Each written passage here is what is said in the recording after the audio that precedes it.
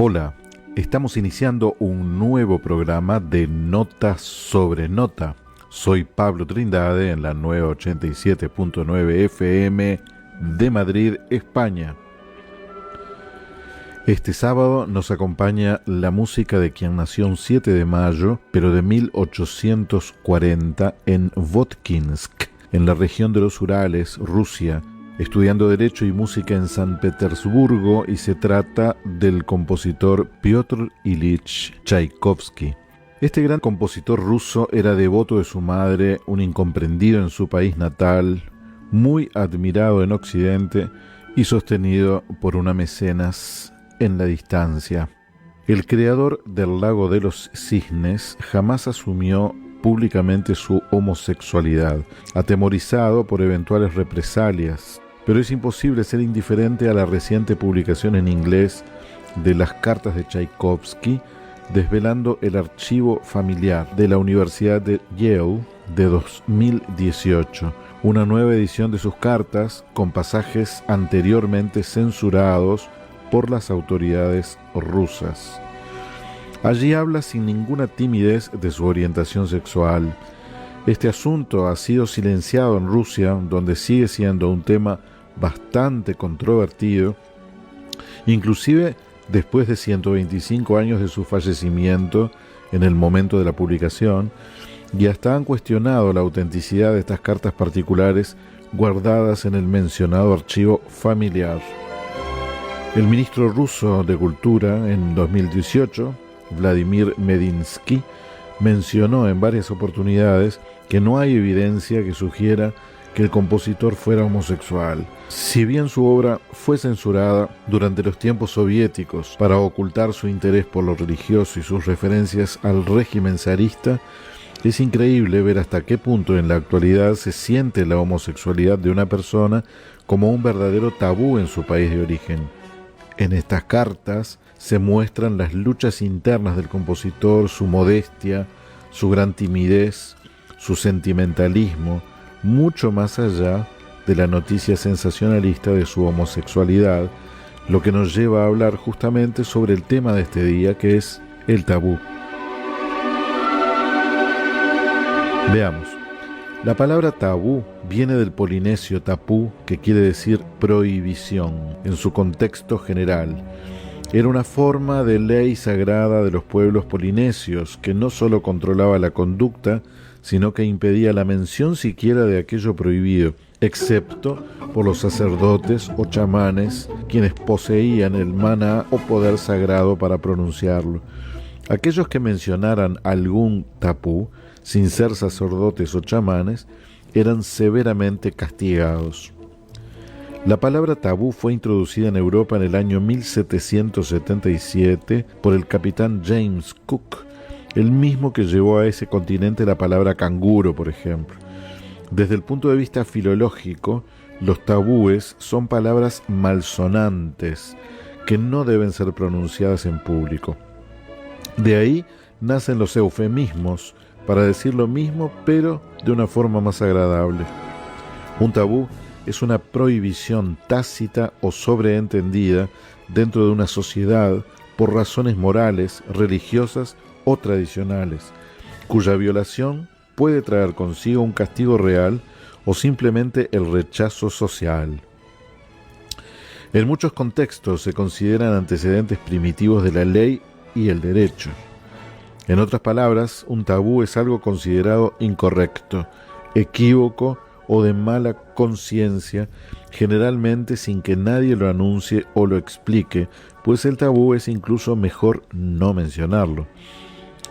De hecho, mencionarlo siquiera es considerado ya una forma de violación a la norma. Los tabúes suelen ser contenidos ocultos y vergonzantes de la cultura de una sociedad. Los tabúes existieron en casi todas las sociedades antiguas y continúan existiendo hoy en día, si bien responden a principios morales en lugar de a explicaciones sagradas. En general, los tabúes pueden referirse a conductas sexuales, prácticas de alimentación, uso de ciertas palabras, etc. La doctora Carmen Castilla Vázquez, del Departamento de Antropología Social de la Universidad de Granada, escribió un artículo muy interesante titulado "Eso no se hace, eso no se toca, de eso no se habla: la desigualdad de género en las religiones". A través de este texto voy a hablarles sobre este tema tan polémico que es el tabú. En la antropología social y cultural, el fenómeno religioso, junto con el parentesco y la economía, constituyen los tres elementos básicos sobre lo que los antropólogos han investigado, tratando de elaborar teorías acerca de la diversidad religiosa y considerándola como parte de ese comportamiento aprendido y compartido por los miembros de un determinado grupo humano y, en definitiva, como parte de la cultura. Asimismo, la religión, considerada como un universal cultural, comporta una explicación del mundo abarcando aspectos que podríamos decir escapan del ámbito estrictamente religioso.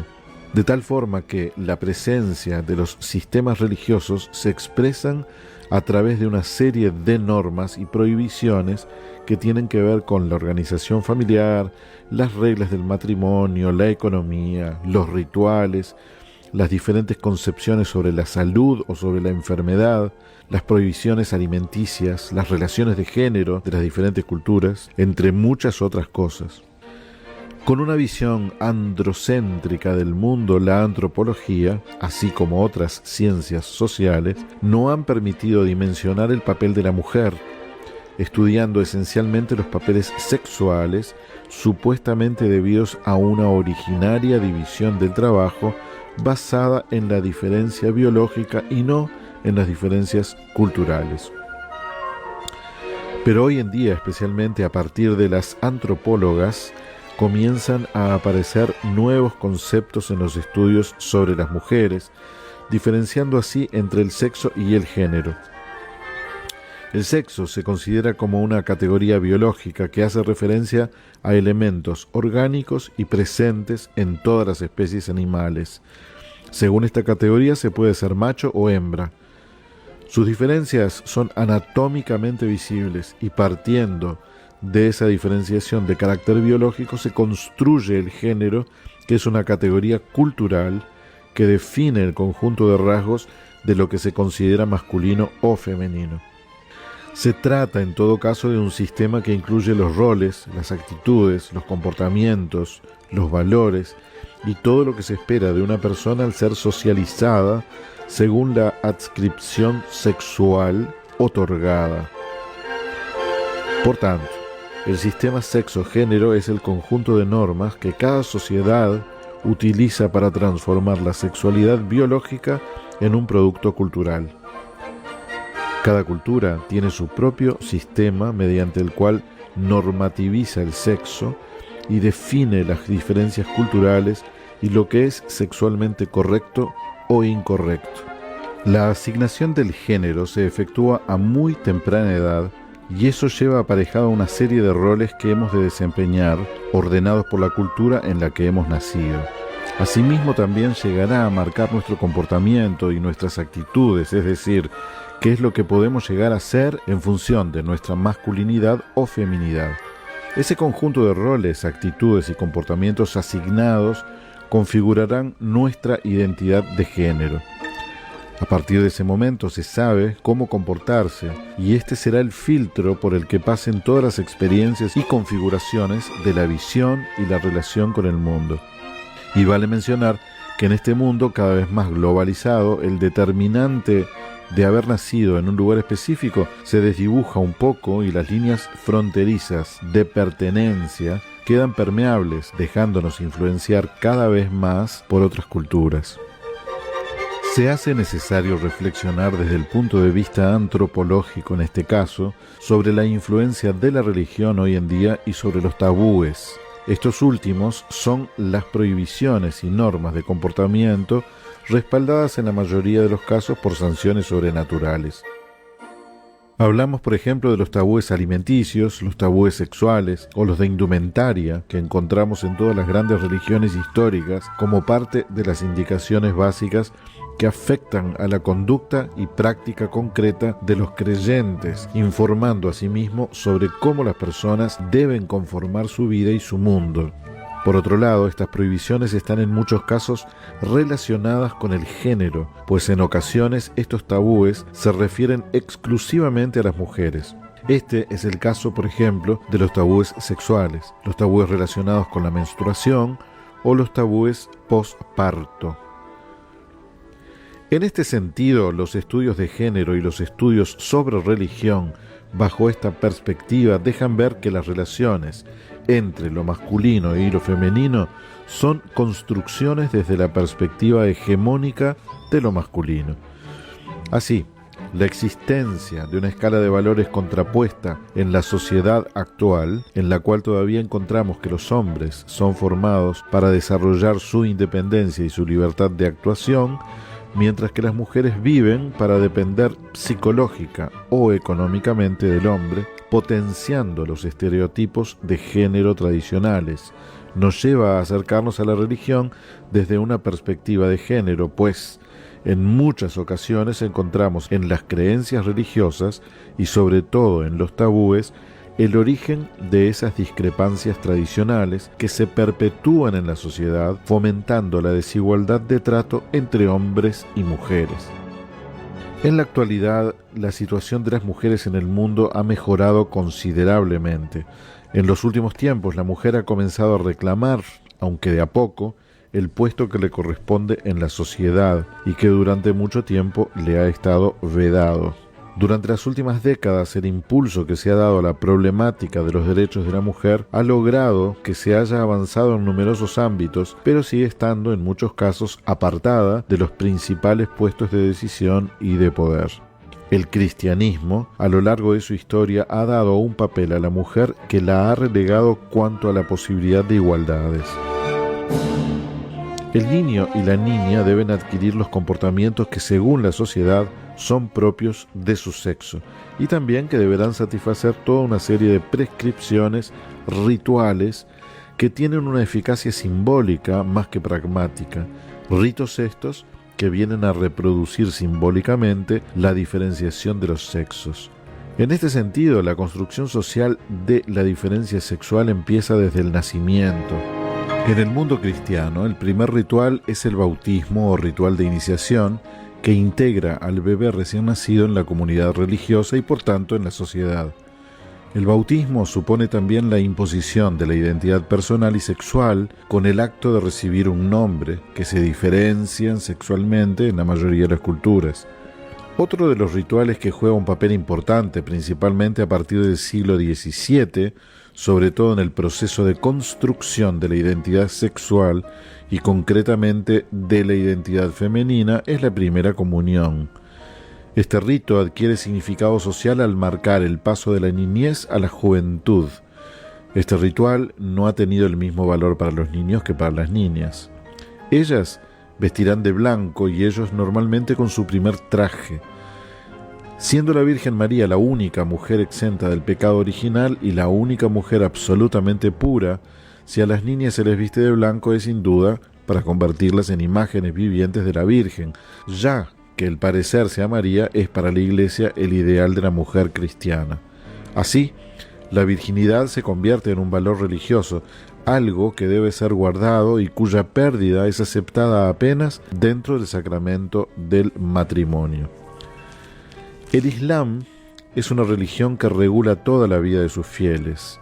El Corán y la Sunna o tradición recogen todas las cuestiones que afectan a los creyentes, desde su relación con Dios, pasando por el reparto de la herencia hasta las relaciones entre el marido y su mujer. Tanto el Corán como la Sunna establecen los deberes y obligaciones de los miembros de la familia. La principal obligación de la esposa es obedecer y no ofender al marido y contribuir al éxito del matrimonio. Estos comentarios pueden servir de ejemplo de cómo los sistemas religiosos imponen una serie de normas que afectan principalmente al comportamiento de las mujeres. En este mismo sentido, la religión construye tabúes para el mantenimiento del orden en la sociedad garantizándose su cumplimiento y aceptación a través de la realización de los rituales de iniciación, mecanismos estos muy efectivos para la enculturación de los miembros de la sociedad en ese sistema de creencias. Asimismo, la Iglesia Católica, para que se cumplan las normas de comportamiento, imprimió en su práctica el sentimiento de culpa y de castigo, algo que va a estar muy presente en los discursos de muchas mujeres, sobre todo cuando se trata de aspectos vinculados a la sexualidad y concretamente a la sexualidad femenina. En esta matriz, la culpa, el pecado, la vergüenza son una herencia escrita ya en el Antiguo Testamento y que configuró la imagen de la mujer estigmatizada. La religión ha sido uno de los principales instrumentos para organizar el control social de los cuerpos y especialmente de los cuerpos de las mujeres. El discurso sobre la sexualidad está presente en todas las religiones, pero casi siempre en forma de tabúes, y normalmente la obligatoriedad de su cumplimiento se refiere casi exclusivamente a las mujeres. Existe una cierta angustia que se traduce en miedo al abordar el tema de la sexualidad. Es un tabú.